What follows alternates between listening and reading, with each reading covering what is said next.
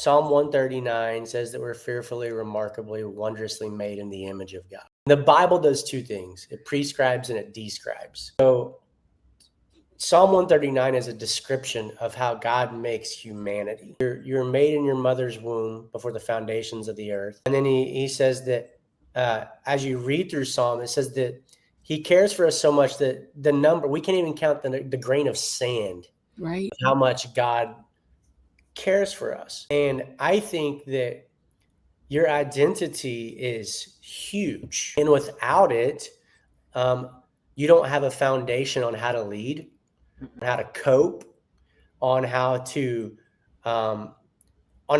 like have a relationship with God. So one of the things that I instilled really early in Cooper, and so I'll use her as an example. I would take her to school. We've been doing this since kindergarten, and I say these things. I'll say, hey, remember who you are. I'll say you are, and she'll say you.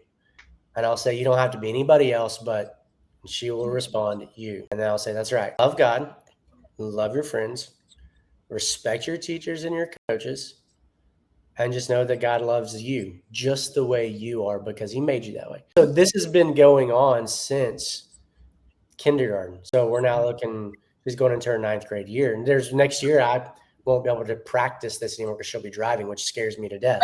What I have done is I've reinforced for years on years. And listen, there are times where she's in the car, she doesn't give a rip about that statement. But I hope and I pray that as she gets into her 20s, that as she gets into her 30s, that identity is reinforced in her so that the label of you're this or you're that or you have this or you have that doesn't stick to her. That her identity is not in her, what people label her as. Her identity is in who God made her to be.